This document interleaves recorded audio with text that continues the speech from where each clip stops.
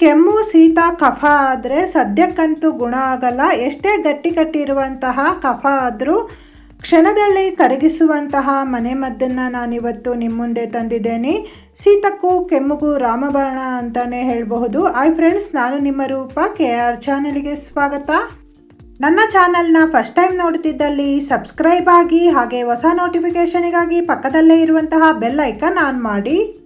ನಾನಿಲ್ಲಿ ಈ ಮನೆ ಮದ್ದು ಮಾಡೋಕ್ಕೆ 2 ವಿಳೆದೆಲೆ ತಗೊಂಡಿದ್ದೀನಿ. ಎಲೆ ಚೊಟ್ಟು ತೆಗೆದು ಎಲೆ ಮೇಲಿಂದಾನೇ ಇಟ್ಕೊಳ್ಬೇಕು, ಬಿಸಾಡೋಕ್ಕೆ ಹೋಗಬೇಡಿ. ಚಿಕ್ಕ ಸ್ಪೂನಲ್ಲಿ ಅರ್ಧ ಸ್ಪೂನಿನಷ್ಟು ಕಾಳು ಮೆಣಸು ತಗೊಳ್ಬೇಕು. ಶೀತ ಕೆಮ್ಮು ಗಂಟಲು ನೋವು ಇರುವಾಗ ಮೆಣಸು ತಿನ್ನೋದ್ರಿಂದ ಕಫ ಕರಗುತ್ತೆ. 1/4 ಸ್ಪೂನಿನಷ್ಟು ಅಜ್ವಾನ ಹಾಕ್ತಾ ಇದ್ದೀನಿ. ಅಜ್ವಾನ ಹಾಕೋದ್ರಿಂದನೂ ಕಫ ಕರಗುತ್ತೆ. ಈ ಅಜ್ವಾನನ್ನು ಓಂಕಾಳು ಅಂತಲೂ ಕರೀತಾರೆ. 1 ಇಂಚಿನಷ್ಟು ಶುಂಠಿ ತಗೊಂಡಿದ್ದೀನಿ. ಈ ಶುಂಠಿನೂ ಅಷ್ಟೇ ಶೀತ ಕೆಮ್ಮು ಕಡಿಮೆ ಮಾಡುತ್ತೆ. 1 ಹೋಳಿನಷ್ಟು ಈರುಳ್ಳಿ ತಗೊಳ್ಬೇಕು. ಈರುಳ್ಳಿಯಲ್ಲಿ ಕಫ ಕರಗಿಸುವಂತಹ ಗುಣ ಜಾಸ್ತಿ ಇದೆ. ದೇಹದಲ್ಲಿ ಕಫ ಗಟ್ಟಿಯಾದರೆ ಊಟ ಸೇರಲ್ಲ, ನಿದ್ರೆ ಬರಲ್ಲ, ತುಂಬ ಸುಸ್ತಾಗ್ತಾ ಇರುತ್ತೆ. ಈ ಮನೆಮದ್ದನ್ನು ಟ್ರೈ ಮಾಡಿ ನೋಡಿ, ತುಂಬಾ ಉಪಕಾರಿ ಇದು. ಇದಕ್ಕೆ 2 ಸಂಬರಬಳ್ಳಿ ಸೊಪ್ಪು ಸೇರಿಸಿದ್ದೀನಿ. ಇದನ್ನು ದೊಡ್ಡ ಪತ್ರೆ ಅಂತಲೂ ಹೇಳ್ತಾರೆ. ಹಾಗೆ ಅರ್ಧ ಸ್ಪೂನಿನಷ್ಟು ಕಲ್ಲು ಸಕ್ಕರೆ ತಗೊಂಡಿದ್ದೀನಿ. ಇದನ್ನು ಹೀಗೆ ಡೈರೆಕ್ಟಾಗಿ ತಿನ್ನೋದಾದರೆ ಇದಕ್ಕೆ ಜೇನುತುಪ್ಪ ಸೇರಿಸಿ ತಿನ್ನಬೇಕಾಗತ್ತೆ.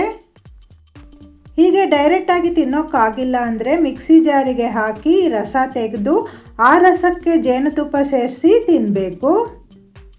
ನಾನು ಅದನ್ನು ತೋರಿಸಿಕೊಡ್ತೇನೆ. ಈಗ ಇದಕ್ಕೆ 1 ಸ್ಪೂನಿನಷ್ಟು ಜೇನುತುಪ್ಪ ಹಾಕಿದ್ದೇನೆ.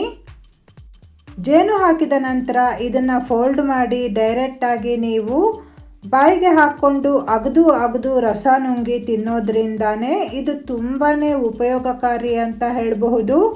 ಇದು ರುಬ್ಬಿ ರಸ ತೆಗೆದು ಕುಡಿಯೋಕ್ಕಿಂತ ಹೀಗೆ ಡೈರೆಕ್ಟಾಗಿ ತಿನ್ನೋದ್ರಿಂದ ತುಂಬಾ ಉಪಯೋಗ ಇದೆ. ಎಷ್ಟೇ ಗಟ್ಟಿ ಕಟ್ಟಿರುವಂತಹ ಕಫ ಆದರೂ ಕರಗಿ ನೀರಾಗುತ್ತೆ. ಇದನ್ನು ಚೆನ್ನಾಗಿ ಅಗದು ರಸ ನುಂಗಿ ನಂತರ ತಿನ್ನಬೇಕು. ಇಲ್ಲ ಅಂದರೆ ಈ ಎಲ್ಲ ಪದಾರ್ಥಗಳನ್ನು ಮಿಕ್ಸಿ ಜಾರಿಗೆ ಹಾಕಿ ಒಮ್ಮೆ ರುಬ್ಬಬೇಕು. ಇದನ್ನು ನೈಸಾಗಿ ರುಬ್ಬಿದ ನಂತರ ಫಿಲ್ಟರ್ ಮಾಡಬೇಕು. ತಟ್ಟೆ ಮೇಲಿಂದ ಒಂದು ಸ್ವಚ್ಛವಾದ ಬಟ್ಟೆ ಇಟ್ಟು ಈ ರೀತಿ ಫಿಲ್ಟರ್ ಮಾಡಬೇಕು. ರುಬ್ಬೋಕ್ಕೆ ನಾನು ನೀರು ಹಾಕಿಲ್ಲ. ಸಂಬರಬಳ್ಳಿ ಸೊಪ್ಪು, ವಿಳೆದೆಲೆ ಮತ್ತು ಈರುಳ್ಳಿ ಇರೋದ್ರಿಂದ ಇದರಲ್ಲಿ ನೀರಿನ ಅಂಶ ಬಿಟ್ಕೊಳ್ಳುತ್ತೆ. ಇದನ್ನು ಚೆನ್ನಾಗಿ ಹಿಂಡಿದ ನಂತರ ಇದಕ್ಕೆ 1 ಸ್ಪೂನಿನಷ್ಟು ಜೇನುತುಪ್ಪ ಹಾಕಿ ಕುಡಿಯೋದ್ರಿಂದನೂ ಕಫ ಕರಗುತ್ತೆ. 1 ವರ್ಷದ ನಂತರ ಚಿಕ್ಕ ಮಕ್ಕಳಿಗೆ ಅರ್ಧ ಸ್ಪೂನಿನಷ್ಟು ಈ ರಸ ಕೊಡಬಹುದು. ದೊಡ್ಡವರು 1/4 ಲೋಟದಷ್ಟು ರಸ ತಗೊಳ್ಬೇಕಾಗುತ್ತೆ. ನಾನು ಹೇಳಿರುವಂತಹ ಈ ಸಿಂಪಲ್ ಆಗಿರುವಂತಹ ಮನೆಮದ್ದು ದಿನಕ್ಕೆ 3 ಬಾರಿ ನೀವು ಮಾಡಿ ನೋಡಿ. 3 ದಿನದಲ್ಲಿ ಎಷ್ಟೇ ಗಟ್ಟಿ ಕಟ್ಟಿರುವಂತಹ ಕಫ ಆದರೂ ಕರಗುತ್ತೆ. ಗಂಟಲು ನೋವು, ವಿಪರೀತವಾಗಿರುವಂತಹ ಶೀತ, ಕಫದಿಂದ ಬರುವಂತಹ ತಲೆನೋವು, ಸೈನಸ್ ಪ್ರಾಬ್ಲಮ್ ಅಂತ ಹೇಳ್ತಾರೆ. ಈ ಎಲ್ಲ ಸಮಸ್ಯೆಗಳಿಗೂ ಉತ್ತಮವಾಗಿರುವಂತಹ ಮನೆಮದ್ದು ಇದು ಅಂತಾನೆ ಹೇಳಬಹುದು. ನೋಡಿದ್ರಲ್ಲ ಫ್ರೆಂಡ್ಸ್, ತುಂಬ ಸುಲಭವಾಗಿ ಮಾಡುವಂತಹ ಮನೆಮದ್ದನ್ನು ನೀವು ಟ್ರೈ ಮಾಡಿ ನೋಡಿ. ಹೇಗಾಗಿದೆ ಅಂತ ನನಗೆ ಕಮೆಂಟ್ ಮೂಲಕ ತಿಳಿಸಿ. ವಿಡಿಯೋ ಇಷ್ಟವಾದರೆ ಲೈಕ್ ಮಾಡಿ ಮತ್ತು ಶೇರ್ ಮಾಡಿ. ಇದೇ ರೀತಿ ಒಳ್ಳೆಯ ವಿಡಿಯೋಸಿಗಾಗಿ KR ಚಾನಲ್ಗೆ ವಿಸಿಟ್ ಕೊಡಿ, ವಿಡಿಯೋಸ್ ಎಲ್ಲ ನೋಡಿ. ಈ ವಿಡಿಯೋ ನೋಡಿರುವಂತಹ ನಿಮಗೆಲ್ಲರಿಗೂ ಧನ್ಯವಾದಗಳು. ಇನ್ನೊಂದು ಒಳ್ಳೆಯ ವಿಡಿಯೋದೊಂದಿಗೆ ನಿಮ್ಮನ್ನು ಭೇಟಿ ಆಗ್ತೀನಿ. Bye friends.